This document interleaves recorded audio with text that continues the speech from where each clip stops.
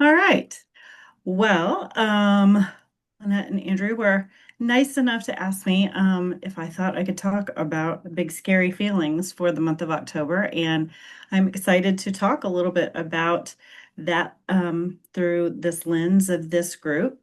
And I want to tell you just a little bit about me. Thank you very much for that introduction. But my name is Sarah. My experience is from many angles. I am an adoptee. I was adopted at birth, and I had exposure and dependence on opioids at the time of my birth. Was in NICU for several weeks and a foster home for several more weeks, and I'm not entirely sure what the time was for those things. So that is my experience there. And professionally, I was an educator and a teacher for about 6 years, and then became a therapist and worked with children and families with a primarily trauma background, and did worked as a child-centered play therapist for very young children up until about 8 years old, for about 10 years. And now I merge those things of education and therapy and mental health in my work at Harper-Chapel, where we provide education and consultation that is trauma-informed and adoptee-centered to families, as well as program development for other organizations and agencies. So I am excited to talk to you all about this topic. And this is kind of what I thought would be a great conversation to have. So um, we're going to talk about behavior as communication, that as a definition for misbehavior or challenging behaviors. And I'm going to look a little bit at the physiology of behavior and what that reframe looks like for children and adults. And then we're going to talk about the caregiver experience from that lens and some support strategies for that. And then any questions you have at the end, I will be happy to take. So to start, I want to talk about scary behaviors that we see from children, and I want us to talk about them through this kind of lens. You may have seen this model before. It is not mine. I have stolen it from smarter people than me, and used it for a really long time. But the iceberg model is this theory of that at the very top of the iceberg, that's what we see, this little bit poking out from above the water. And that is representing the behaviors that are visible to us, what things look like. They look like hitting, they look like yelling, they look like throwing your body onto the floor. But that underneath that is so much more. What is above the surface of the water is a very small percentage of the iceberg, and it goes for so many miles underneath the surface of the water. And so, underneath that, if we're talking about behavior, are all these things that could be going on beneath the surface of what it is that we're able to see. And often, these things represent an unmet need that the child might have. So, often we can kind of lump them into some of these categories. They are physiological experiences, so feelings in the body, physical needs, hunger, cold, discomfort. I scabbed my knee and I am bleeding and that hurts. Sensory needs, and emotional needs. So some of these kind of go together and they're hard to sort out. And we are constantly looking for what is underneath this behavior. And I hear all the time, parents, what is happening? I thought everything was fine. We've been great. And now all of a sudden we're having this behavior. What is going on? And we're constantly searching for what is the cause of behaviors. And I want us to not necessarily, we're going to take a step back and not think of that directly as a cause and effect, but as what we can see, and then what are the contributing factors underneath? Because often the cause and effect is not direct. There's not a direct correlation in the way that we would like and would make it much easier for us if there were. Oh, that went quickly. All right. So I want us to hone in on everything we talked about just in that other slide, all of those needs. Those are needs that any child can have. All children can have unmet needs in those categories. But what we know about the children that we're dealing with, that we're parenting, um, are that they have had their biology disrupted in development through different substances that they were exposed to.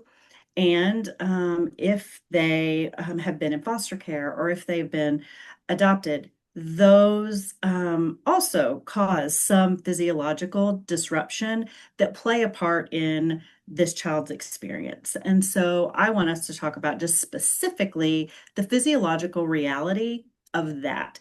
Because that is something that we know is likely to be a contributing factor of our children when we're dealing with them. So, this physiological circumstance, when we talk about the words, let's say the term emotional dysregulation, it's clear to see that our children, if they're having some behaviors, that is emotional. But what I want to say and us to keep in mind during our discussion tonight is that emotions are chemicals. So when we talk about physiology and brain chemistry, that's what feelings are. Feelings are, emotions are chemicals that your brain releases in certain circumstances, and your body has a reaction and a response to that. And we do have some language for understanding that, right? If we're nervous, we can talk about butterflies in our stomach. If we are feeling stressed, overwhelmed, like we might cry, that's a lump in our throat. And so we do have some understanding, but we don't really keep that in mind. And often we forget that that is what we're talking about when we're talking about emotions and feelings. So we are going to take a look at what some of those things might be for a child. And let's see, I have a fun little chart here. So, some ways that physiology can be disrupted from prenatal drug exposure. So, I've got a list of things over here on the left that are the possible change that a child's body and brain might be having. And then over on the right is what that looks like, right? What we see, okay? So not all children are going to experience every single one of these because as we know, the way that substances and trauma impact children are different. It's not the same for all children. So, but these are some of the potential things that could be going on. So if a child has had their brain chemistry altered during development, and that has to do with chemicals being released, that can look like impulsivity, difficulty focusing, mood swings. So often, I will talk to parents and I will hear them say, he was fine. And then all of the sudden, we have an outburst or a reaction, and it looks like a really intense swing, but that's just what we're seeing on the surface of that thing. An underdeveloped sensory processing system, that can be a way that substances and trauma impact brain development, and that can look like a child who has increased reactivity to sound, light, texture. So that is very common in our population of children that we're talking, for them to really struggle with sensory integration, which those are physical experiences. If I don't do well in loud, if it is too loud, that's physical. If we are if you don't like what something feels like, those are physical experiences, and that is how it manifests for us. That's what it looks like. Um, Immature self-regulation circuits. So that can be impacted in development, and that can look like meltdowns, tantrums, having a difficult time waiting, and easily frustrated. sleep disturbances. Sleep can really be impacted by some of the things that we're talking about, and that leads to irritability, poor attention, low tolerance for stress. Delayed motor and language development can lead to children who are avoiding tasks and get frustrated. They may not be feeling like they can be as successful with these motor tasks or communicating, and that can really increase how much frustration they're feeling. So, and this is just a very short little list of things. It really can be so much, and it takes a lot of practice to train your brain to look underneath the part of the iceberg you can see, right? What is going on underneath that behavior? What is likely to be happening? And that can be hard to figure out. Sometimes it gets easier when you manage to figure out a few things about your child. You're like, yep, I got that one. That one's right. And when we do this, it's really helpful. And so we're going to assume that's what's going on there. Um, and then other times you really do have a hard time figuring out what the discomfort is about. So let's see. That is true for all substance exposure. When we add to it any trauma, so many of our children who have been in foster care, that has been displacement so many times often, or displacement from their primary caregivers. And our children who are adopted also have some level of this. And what this disruption is experienced like for that child is it leads their brain to believe that they are unsafe. And so their body activates its threat response. And it does that. And for many children, their threat response is still activated even when they're now safe. It takes a while to convince their body that they are safe. So it starts sending safety messages instead of threat messages. But when that threat response is activated, really, we have one or two ways that shows up. We have a fight or flight response, which you may have heard before.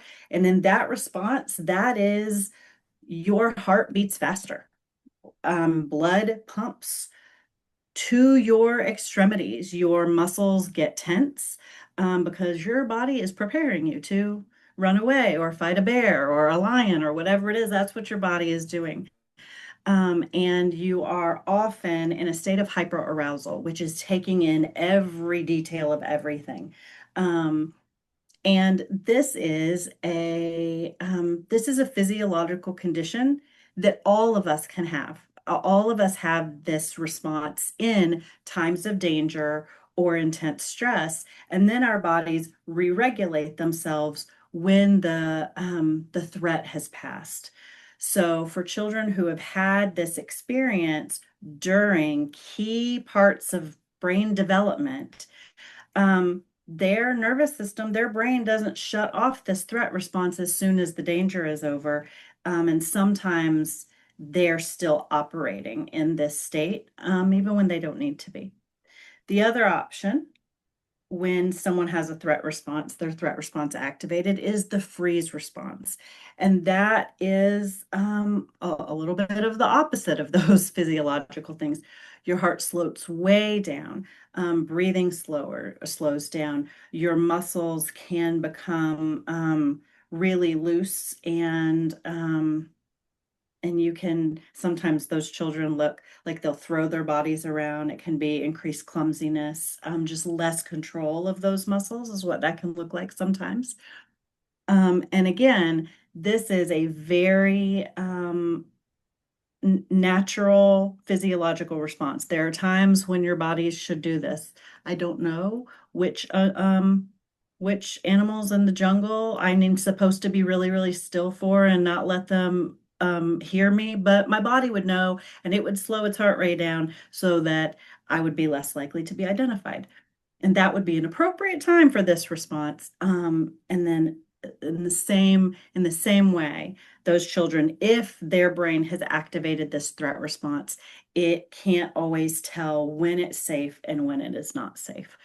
And so that is important for us to keep in mind because that is how we support the behaviors that we're seeing. Hey Sarah, I'm just gonna jump in. Would you mind sharing my Disney experience? Because that was a fun one. Like how sometimes a threat response can be activated by happy things Happy things. and how confused I I was. do you want to share that now? Oh, I'll share that now. So, that was Brenda. She's our business partner and also an adopted parent who I am a friend of, and she just calls me sometimes and asks and asks the things. But she called, she had taken her child to Disney and they were with the family. Is this the one? There were really two things that happened that trip, actually. I'm not even remembering the second thing, but the first thing that happened is we went in October, and this was like December.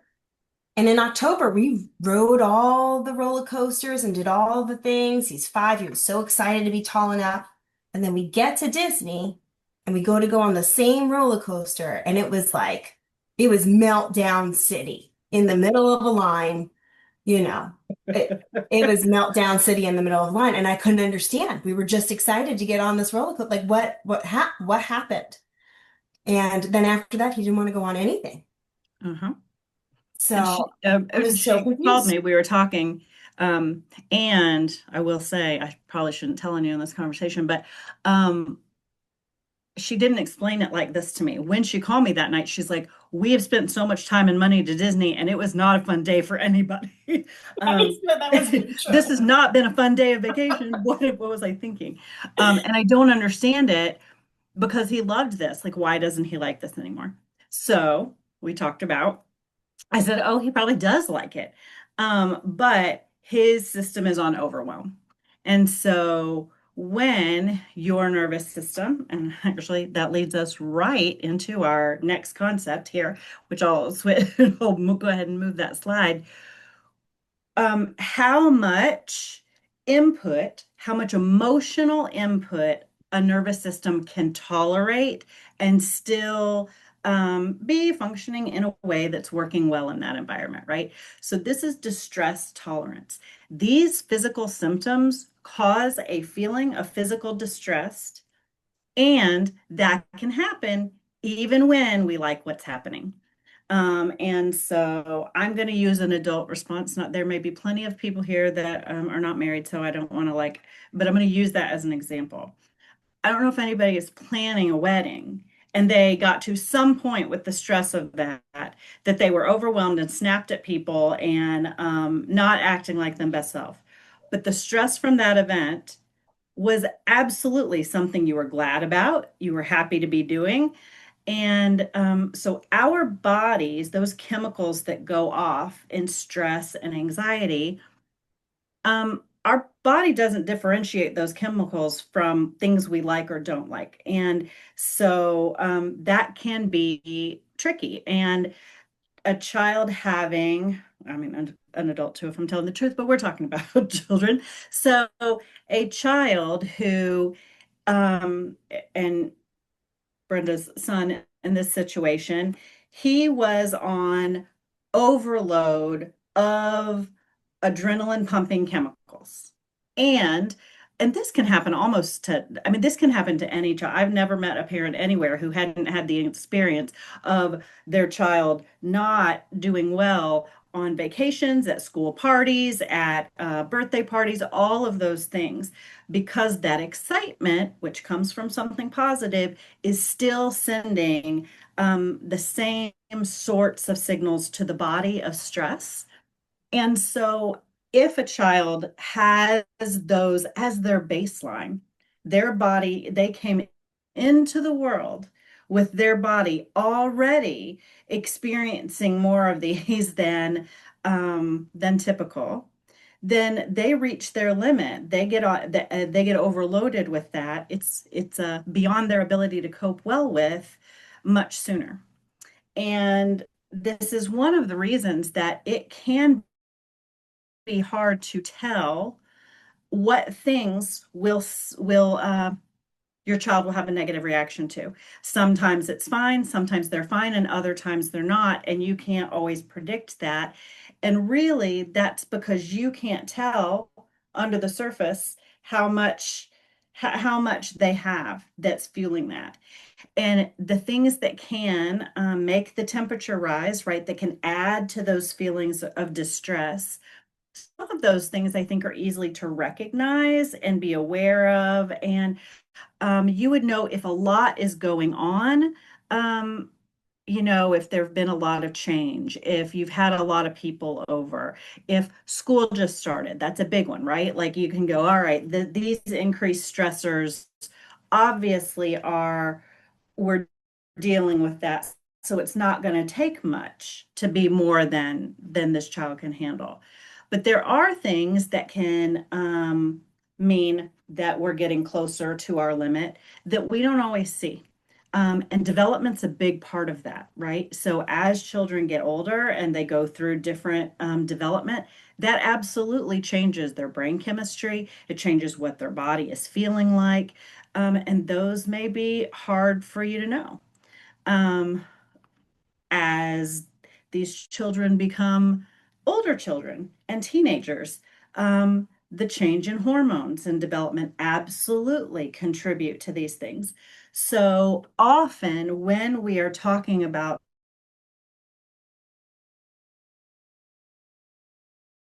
there is going to be ebbs and flows. It is not like our child was born and they came into the world with these dependencies, and we had a couple of years that were really rough. And then we never had anything again that showed up from that. It is going to be a journey of living with those the physiological reality of how your body was born and developed. There isn't a day when it's like, oh, we got past it and there we are. It is a lifelong journey, and hormonal development, brain development, life circumstances can make that more or less difficult. Add additional challenges. I guess that's what I say. What I want to add can add additional challenges. Let's see. The other thing that I want to be sure that I mention about this is that it sometimes looks, and oh my goodness, in my work so many times, I've heard this with teachers a lot because I do a lot of educating teachers about how it is that they manage classrooms with children in it that have some of these challenges. Um, and I hear so much. What it looks like is that a child will go from 0 to 10 real fast. We were fine, and then all of a sudden we had, thrown a truck at the child next to us, right? We were fine, and then we weren't. And for children who have constant physiological agitation from the chemicals that all of these things, this stress has caused, they're never at a baseline of 0. There's never a like it never is resets all the way to what it would be if they hadn't experienced these disruptions in development. And so often they're kind of under the surface, like just brewing all the time. And they're using a lot of energy actually to behave in appropriate ways. They're using a lot of energy to not get in trouble, to meet the expectations that I know my mom has for me at home or at class and school. That is, they want to be meeting the expectations of their behavior in the environment, and it is harder for them than it is for other children. It's always going to take more energy. And so sometimes it just doesn't take much to push us over the edge. It's just that the adults couldn't see what was happening underneath that until it wasn't underneath before, and the behavior was all out for everyone to see. I'm like, oh, this child is agitated, clearly as evidenced by the choking hold that they have this other person in, right? So that's typically how we see it, but it's never really a 0 baseline. Sarah, there's a couple of comments in the chat. It's really one person talking and people echoing that they're experiencing the same thing. So I just want to bring it to your attention. It says, what I'm struggling in explaining to others who think she is doing fine is my little turning 3 stress response effects from trauma trigger isn't occurring until the next day or 2 days after the situation. Reactions then occur for about 2 days. The behaviors never occur during the trigger. And I know my little one is fawning, masking, and socially pleasing. Yeah. Any supports there, and then you have two other people that say they relate to this so much. Yeah. And it isn't that they aren't reacting in the moment. So maybe the initial first response is a freeze response, right? And then as they're processing it, that looks different. Often, what it we are really great at recognizing that a child is having some kind of distressing experience when their behavior is, and I'm gonna say like bad behavior. And I don't like bad behavior. I don't use that term. I like to talk about that as behavior that's not working. It's a problem in this environment and setting, right? You can't go to school and hit people. You can't get up and go out of the room every time you want to. But there's a time and a place where getting up and walking out of the room into another room would be a totally fine thing that you could do. So setting matters. But when children aren't able to meet the standards of expected behavior, and it looks like misbehavior, we notice that as this thing that I'm talking about here. However, there can be behaviors that are that don't look this way. And for teachers, for example, children who they love you. They're so incredibly sweet. They want to help you with everything. They want to be right by your side. And can I pass things out? They're extremely helpful.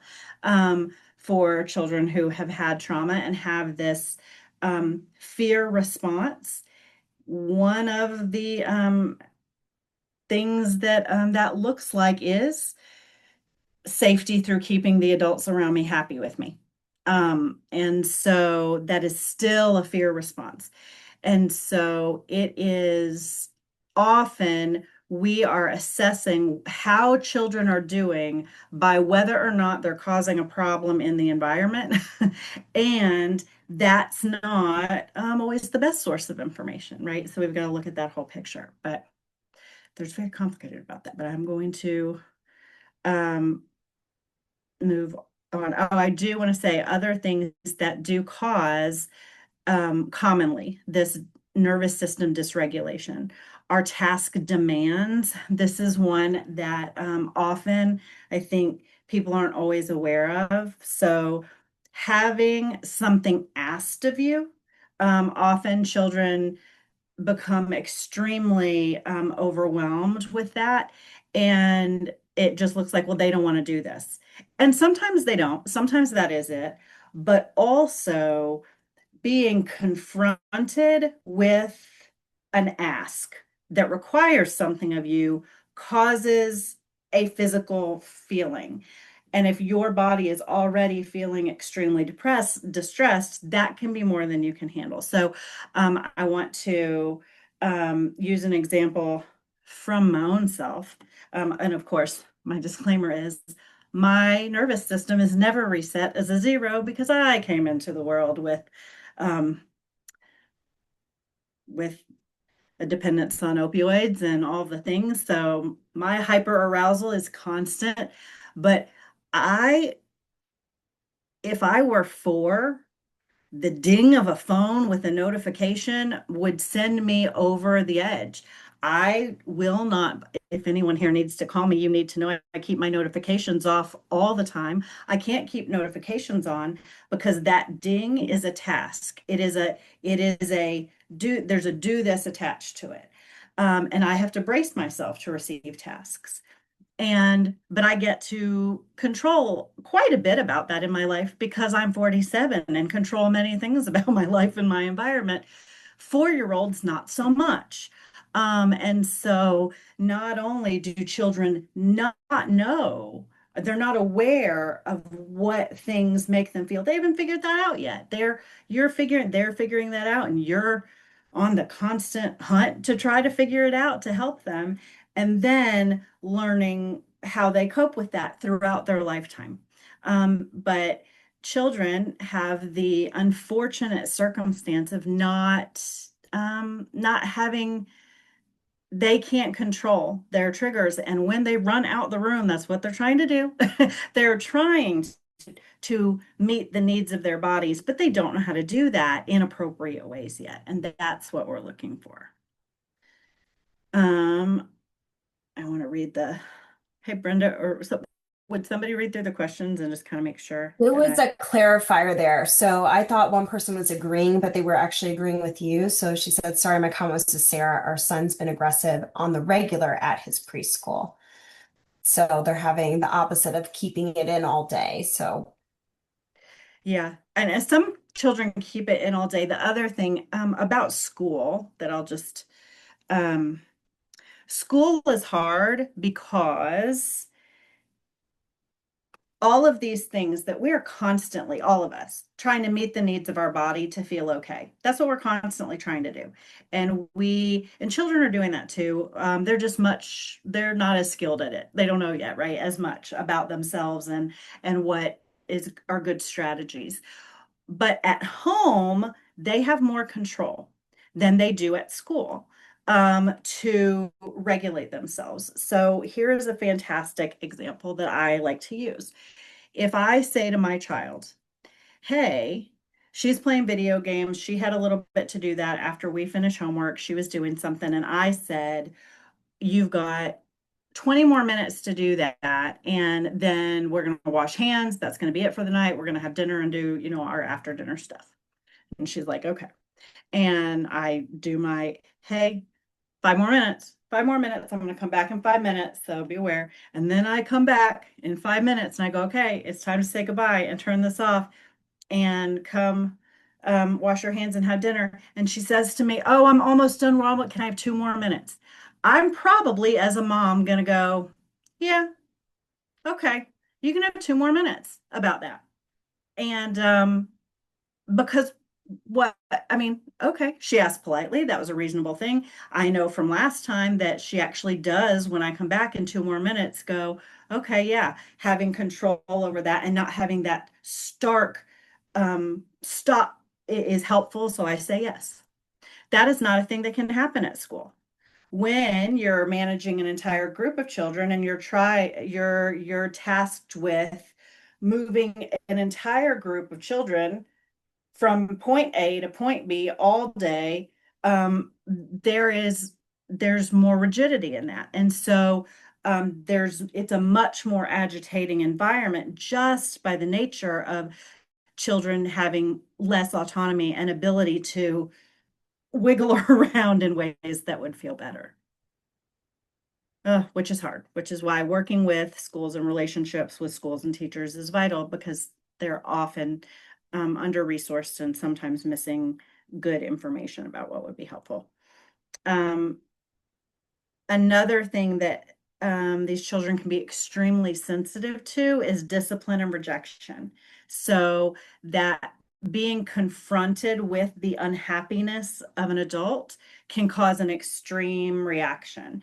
And again, I want us to remember, like, we're a little temperature brewing, right? We're not down here. So it's not like I say something to my child, did you eat that entire thing of Oreos? When I said no, and they were fine, and then they just flipped their lid completely. No, we were brewing in here, and being confronted with the disappointment and disapproval of an adult makes you feel unsafe. For children who unsafety, who their bodies feel unsafe in the world and believe they're under threat, they can respond to that kind of conversation in a way that seems really disproportional to, which can make things very difficult. So those are a couple things that I think are pretty common that I wanted to talk about. Any questions about that? And then I'm going to talk about the parallel approach lens for what we do with that. Well, not what we do with that, but one of the things that we keep in mind. All right. So when we're looking at behaviors for children who have had physiological changes due to substances or trauma, they don't have the same developmental journey as children who have not had that. And so this is true in physical development, academic development, the development of skills, emotional development, relationships. How children learn to understand and regulate their emotions and make choices works differently than it does with other children. So we need to understand that what motivates behavior is different. These children need us to attend to multiple things that are going on with them. And so I like to think about this through this parallel approach. So for children who are not physiologically disrupted, it is constantly learning what is appropriate behavior, what I can get away with, what I can't, where the boundaries are, um, and we're constantly teaching, and we need to do that with these children. However, it will not have the same impact. You're not going to, they're not going to respond to that the same way because at the same time that we're teaching them what behaviors are appropriate in environments and in certain settings, how you should respond to this, what you should do about this, their body is telling them that it is in danger and their threat response is activated. And there is not enough education or motivation in the world for you to get me to not operate with my survival instincts. All of us are going to survival, the need for survival is going to be the greatest motivator. And the issue is that these children's bodies are telling them there is a danger when there's not. So, how they feel like responding, their impulse to respond feels like life or death, even though that is not the reality of the circumstance they're in. And so, we have to do a couple things at a time to help support these children. The first thing we're doing, if you will see the top here, I've got a line that's going through, and this is going to represent the life of a child and the events that experience each incident. So, as time passes, you will encounter many incidents where your child might be exhibiting behavior that's a challenge in that time or setting. So, each time that incident occurs, you're going to need to look beneath that observable behavior, the behavior you can see, and try to figure out what the unmet need is and help and support with that. And so, some examples of that.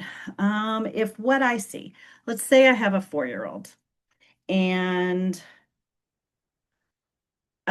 as time, let's say I have a 4-year-old, I notice that when things don't go her way, she really argues a lot.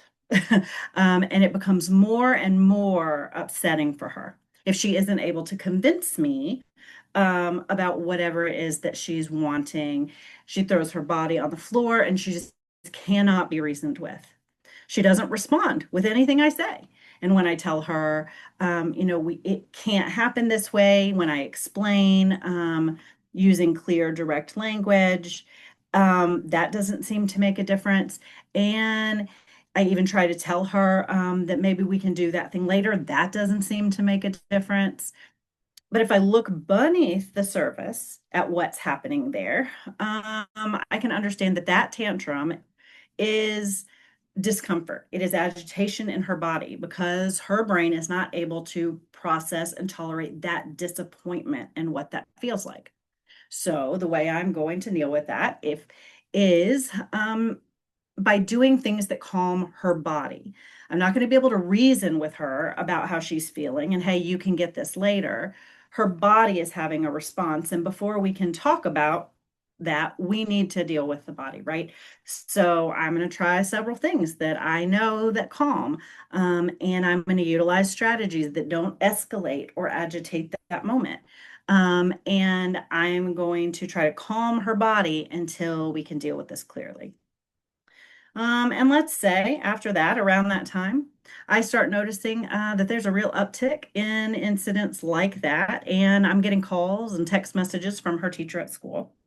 And one day that teacher calls me after she has been behaving aggressively with another child. The teacher says it's for no reason and she can't figure out what's happening. That teacher tells me that the class was standing in line to go to music class, and she hit the child in front of her, started pulling her hair until that teacher came over and separated them. And this isn't the first call I've received about this kind of thing. And I've been talking to the school counselor a lot. They're trying to support that teacher. Um, but in those instances, when we look underneath the surface of what's happening with that behavior, we can see she's having a really hard time handling transitions at school. Um, that is a sudden and abrupt change. Not a surprise. Even adults don't always do well with transitions, but she can't control how quickly they come.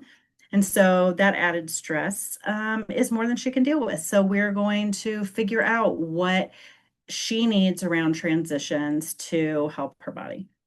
The teacher decides to use a clip chart, talks to her about the behavior so that she can learn not to hit other kids, which could be a process. Um, she always feels horrible after those days. She comes home and she feels bad. And we really are having to, the teachers mostly are the ones with the incidents that they are having to figure out what works in those situations. Let's say much further down the road, a couple years later, she starts having a really hard time following directions at home and also some at school. Getting ready in the mornings is the most miserable part of my day as a parent. And she is so slow in the morning. I'm having to constantly remind her to get dressed, brush teeth, so on. When it's time to get out the door and I tell her to put her shoes on, you would seriously think that I had asked for the world. She just will not do it. And it's starting to drive me crazy. So I'm going to think about what's underneath that refusal to get ready in the morning.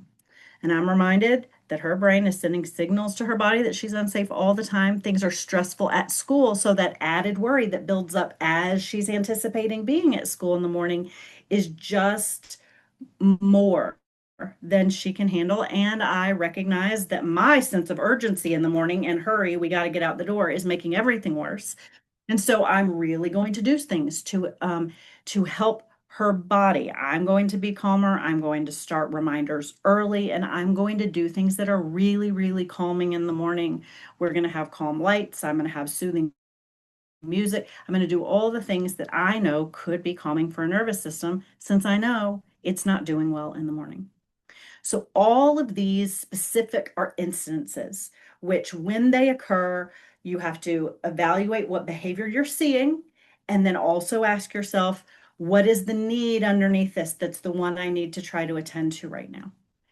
And that is one of the tasks of supporting your children with behavior. But all of those things are not going to, I'm not going to handle any one of those instances in the perfect way that solves the problem and makes it go away so we don't have this anymore. Um, what we are doing at the same time is, let's see, is paying attention to the other arrow that's underneath. This is what you're also having to do all the time about the ongoing instances. You are doing ongoing work to create an internalized sense of safety in order to repair that wiring. Because this is a physiological disruption and rewiring can happen, but it cannot happen unless the brain and body perceive itself to be safe. So we're going to do lots and lots of things to send messages that that child is safe so that it can begin the repair work of rewiring those things.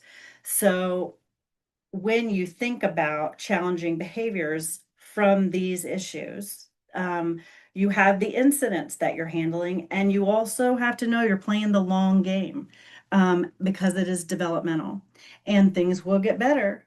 And then they will hit puberty and their brains will start rewiring themselves again. And then you will have to do some other things because because I don't, because that's how brains work. They don't just stop developing ever. It is a lifelong journey. Any questions about the science of those things before I move into some support I want to give parents about that? I'm gonna check. I'll ask a question. I'll just Yeah. ask it. I was typing it, but I'll just ask it.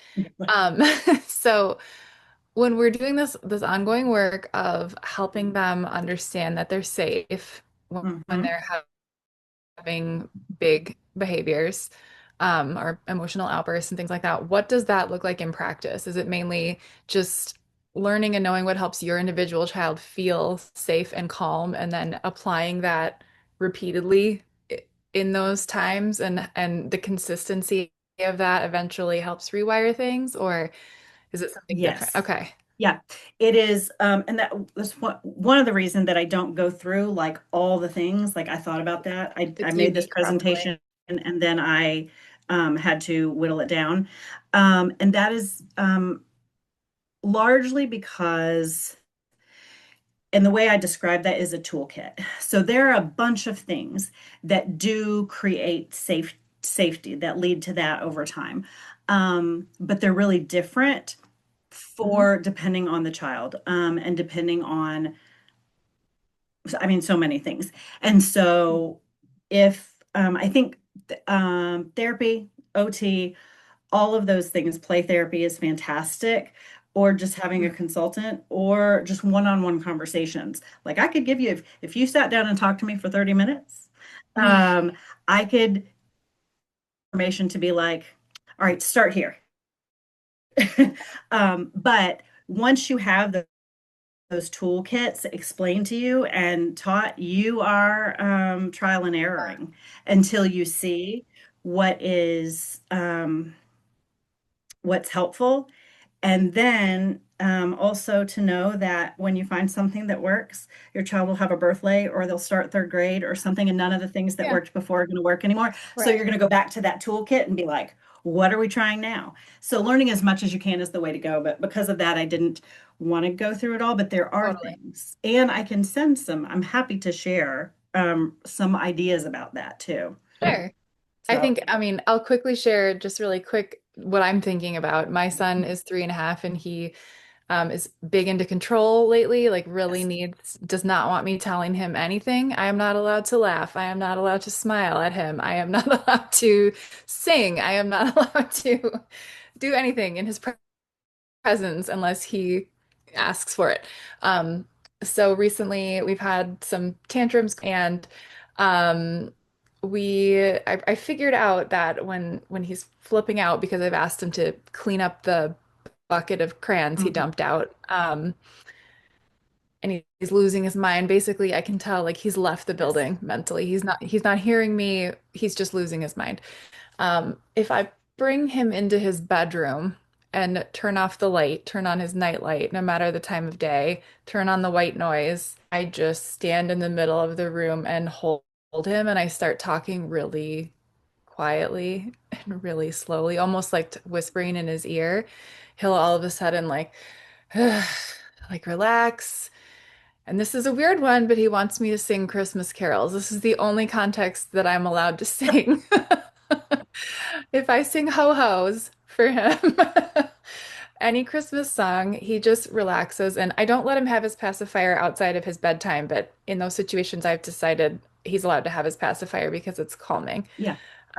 So he understands he has to put it back once he's calm back in the crib. And he does.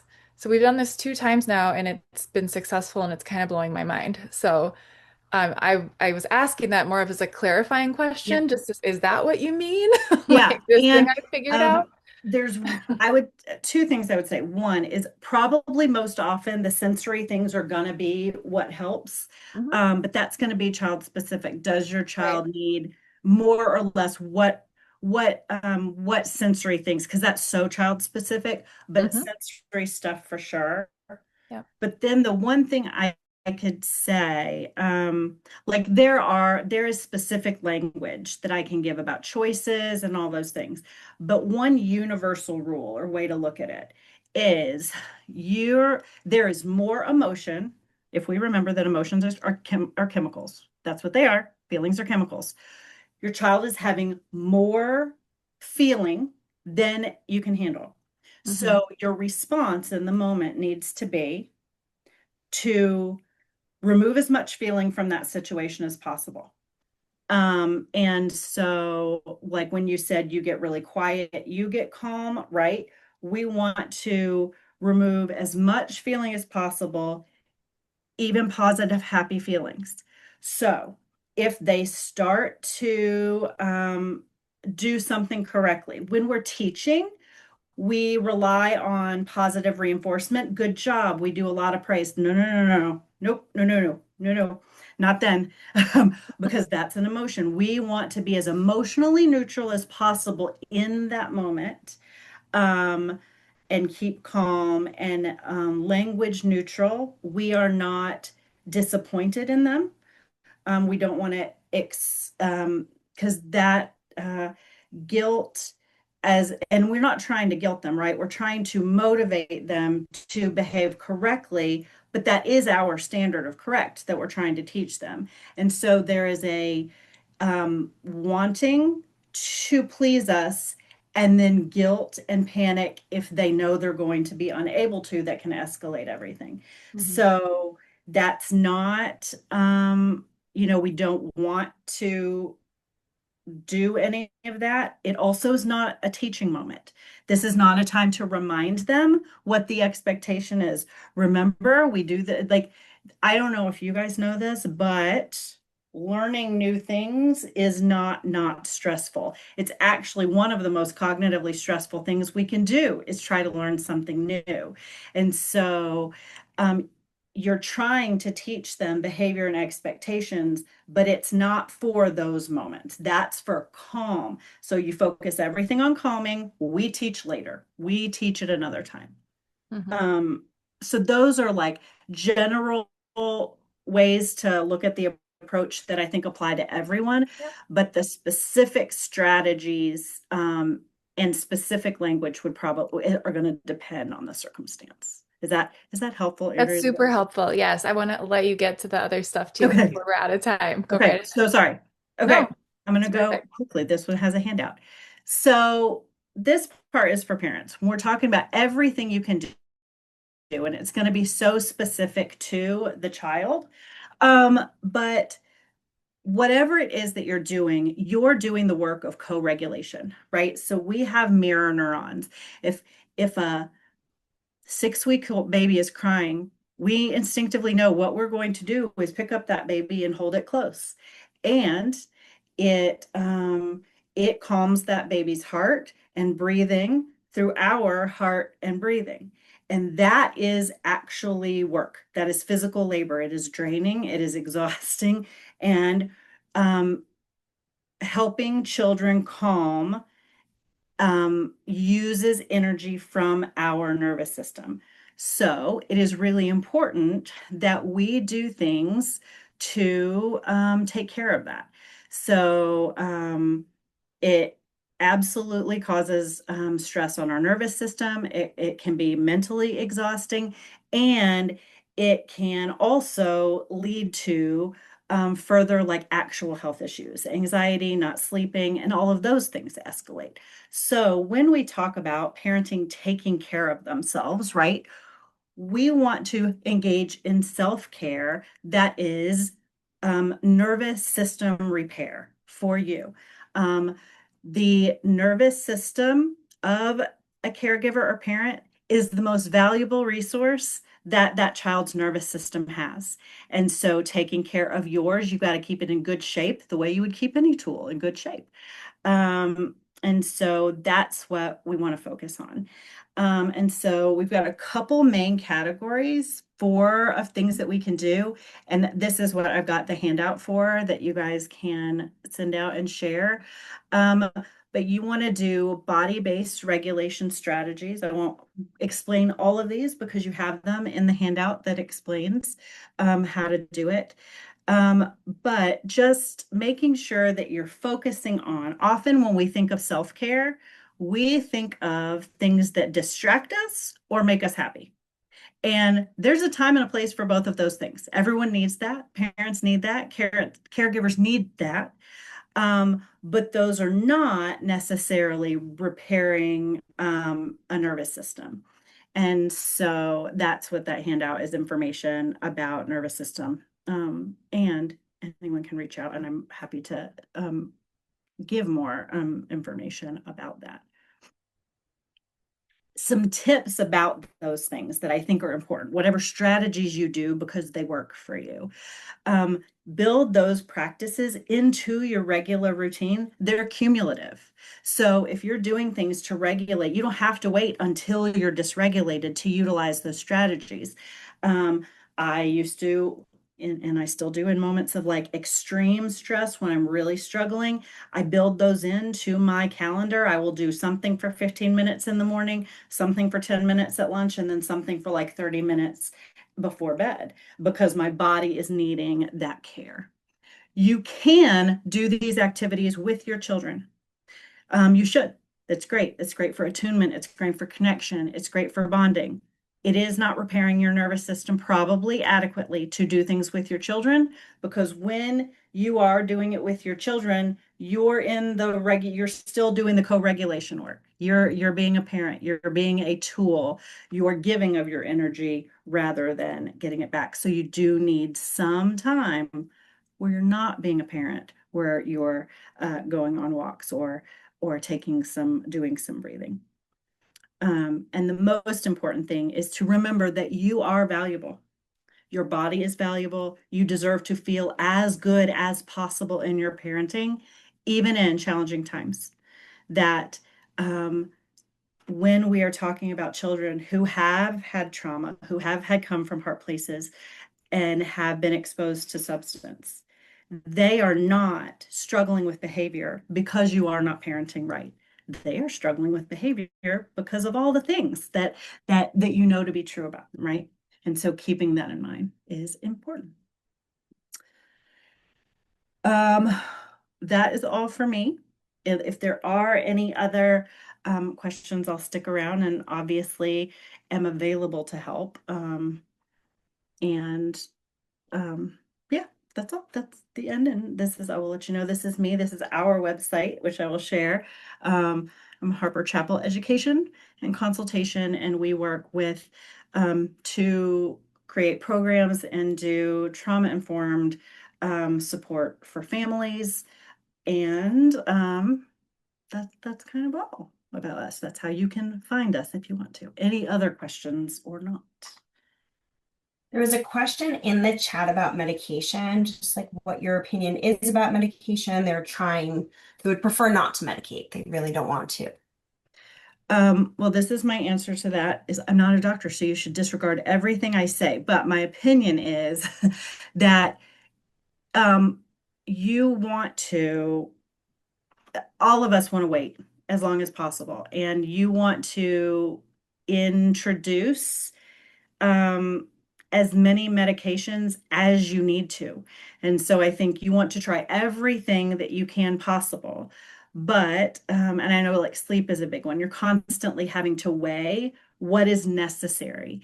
And there can be one child that I think, that it's not necessary for them to be on this, and same child, same age, that would be necessary for them. And so I just think get lots and lots of feedback and get lots and lots of support from people who are knowledgeable about what you should try and might be helpful first. I would not jump to it as a first resort, but it obviously is sometimes necessary for the child's success and well-being and for everyone else's. And I'll just Yeah, give you my example. I'm in the same boat as Josh. I've heard way too many adoptees state how over medicated they were as children. And like that's my biggest fear. Like I don't want to over medicate my child. But there was a season where we were not sleeping. And so we did clonidine. And guess what? An adoptee therapist told me, you know what? Why don't you try not taking it in the summer and see if that's still a need? And it wasn't a need. We're sleeping the same as when we were taking the medication. So now we're off. But there might come a time or a season where he needs that again. And so that's how I'm navigating that, Josh, as a parent. Um, and yeah, I agree.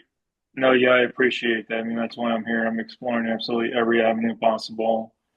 You provided great information and certainly appreciate all the work you're doing.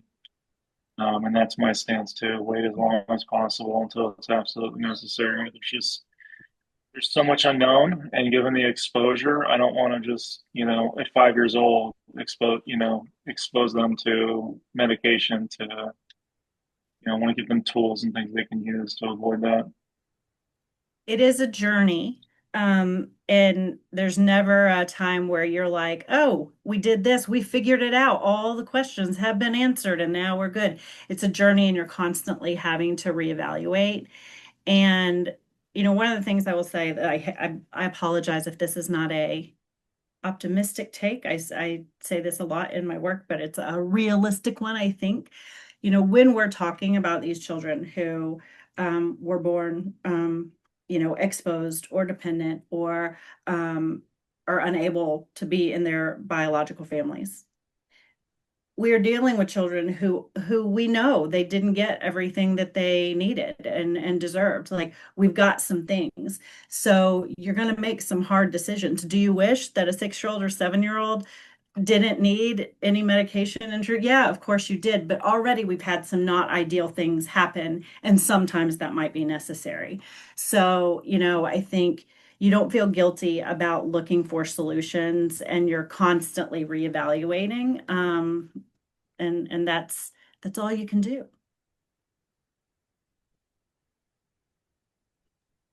Thank you. Thank you. Sarah, there was um, a question. Oh, go ahead. no, go ahead. You facilitate. Go for it. Um, I just lost it. Okay, there was a question. Our teachers are recommending OT and play therapy. How do we ID the right OT and play therapists for a child born exposed? Um, that's so hard. Um, and I think ask them questions, right? So you want to know, and maybe they have a website. Like I don't know if your state has like a database and a list, or if it's through insurance, or you have people to choose from. So I would look for experience. I would want to know that they had worked with exposed children. Like that's what you would want to look for. Also, um, if you've got a doctor, like your pediatrician may have relationships with people that they know are great for that.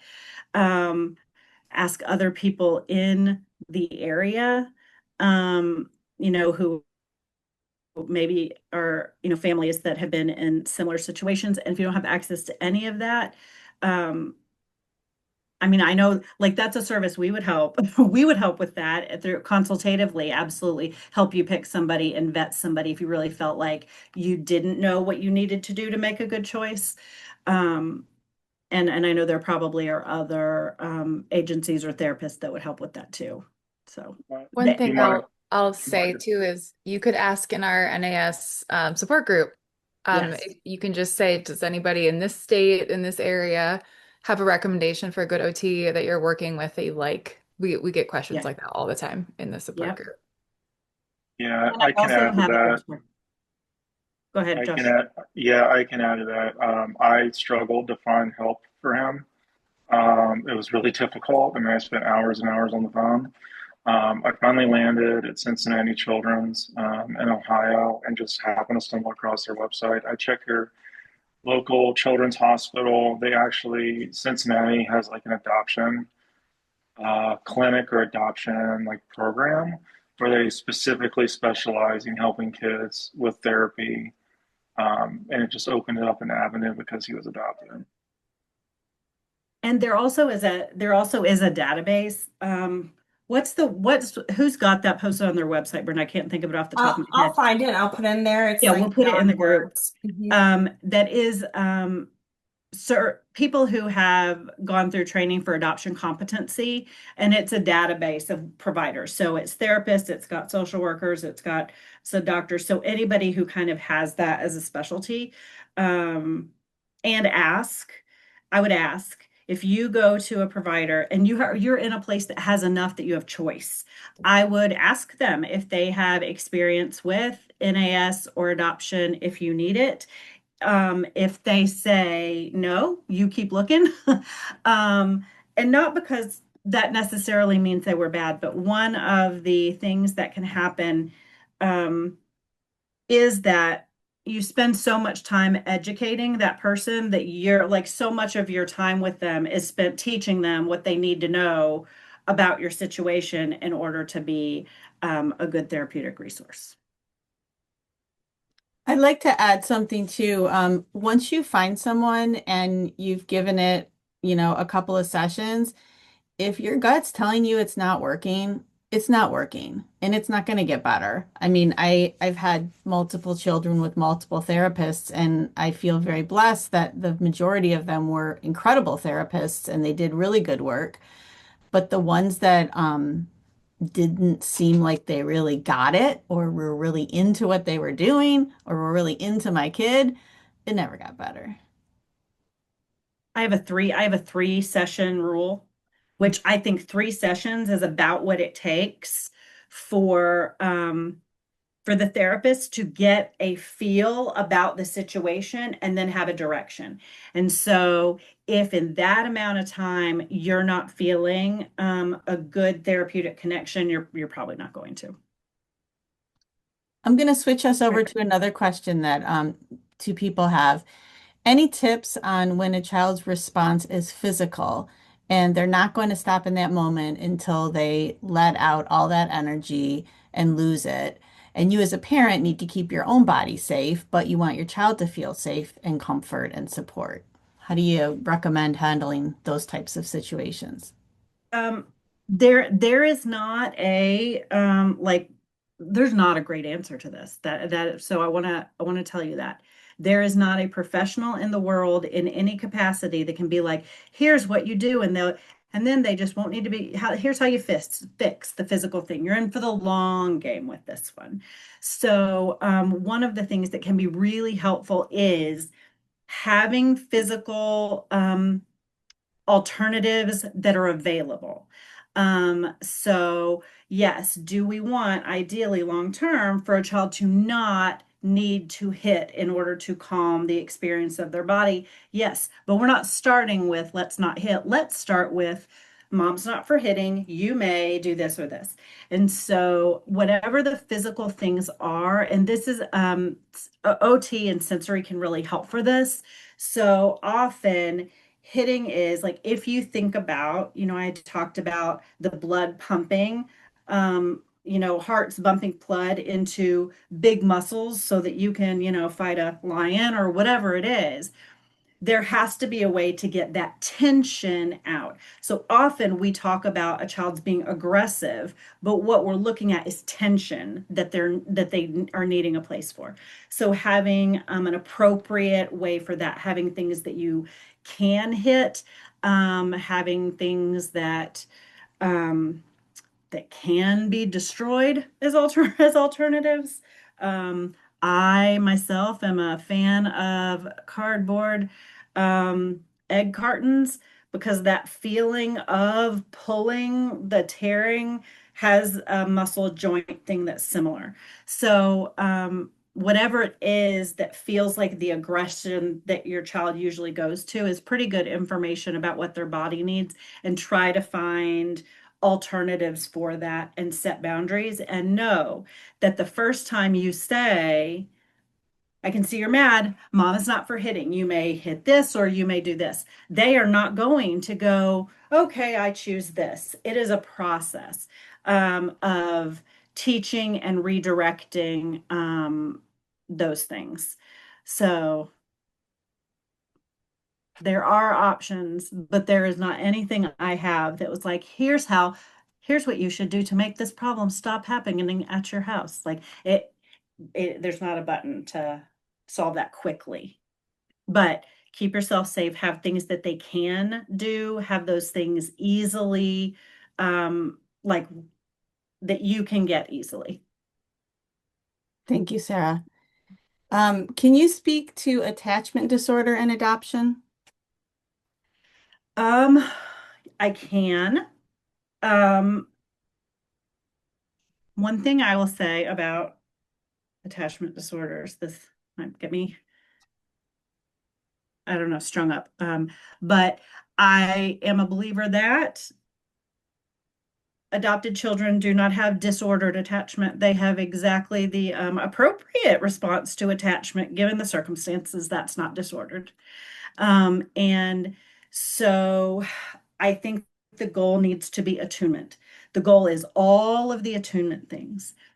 And attachment in adopted children, healthy attachment does not look like for adopted children what it does for biological children.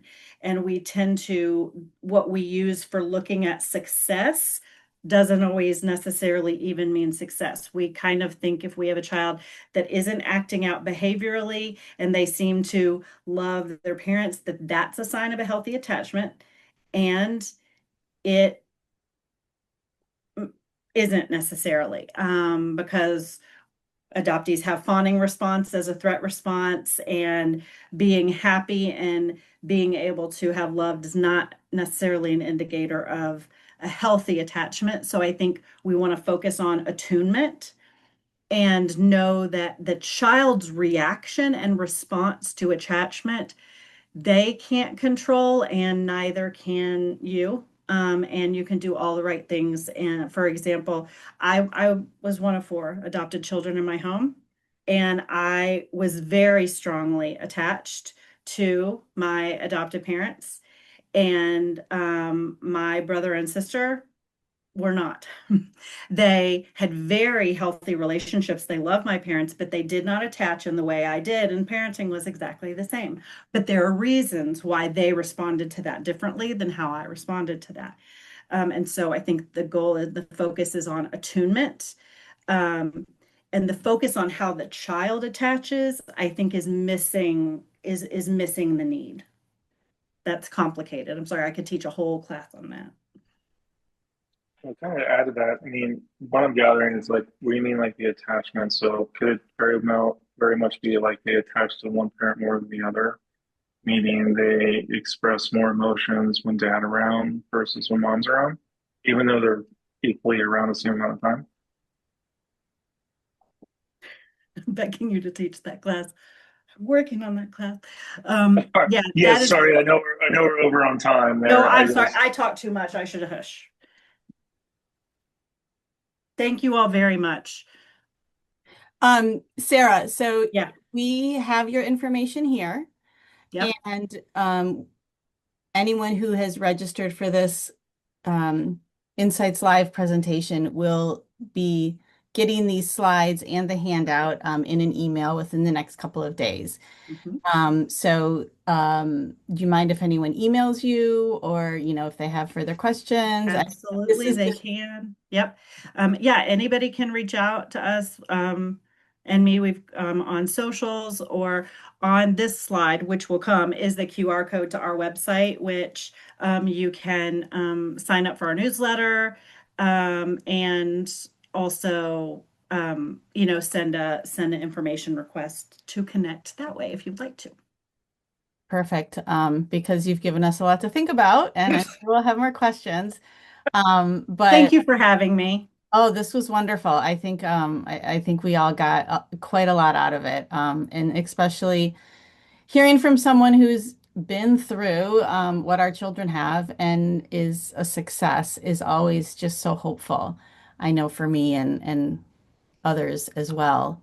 Well, Brenda says that all the time. And what I want to say is it is absolutely, it is not that I do not, I live all day, every day with the experience in my body. I'm aware of what it is. I think things have been harder for me to do than they would have been otherwise, because it takes a lot of physical effort. But I am not miserable. I have not been not successful. I had to be real creative about how to be successful sometimes, but I want you to have that hope for your kids too. So thank you for that. Well, thank you to everyone for coming to our monthly Insights Live event. Um, you'll be getting your information next month that we are going to be talking about sensory processing and executive function with Elsie Bush, who is from Cincinnati Children's, I believe. There's a great hub of information there, as Josh said. So look for the link in the Generation O Facebook group or on the Generation O page. And just to put in another plug for Opioid-Exposed Children Awareness Month, we will be celebrating all month. We would love for you to celebrate with us by wearing pearls or a bow tie. We'll be posting a lot of great information every month as we kind of focus on educating um, everything we can about all the different factors and aspects of this prenatal exposure. So again, Sarah, thank you. This was wonderful. And everyone have a Thank great, you. great night. Thanks so much.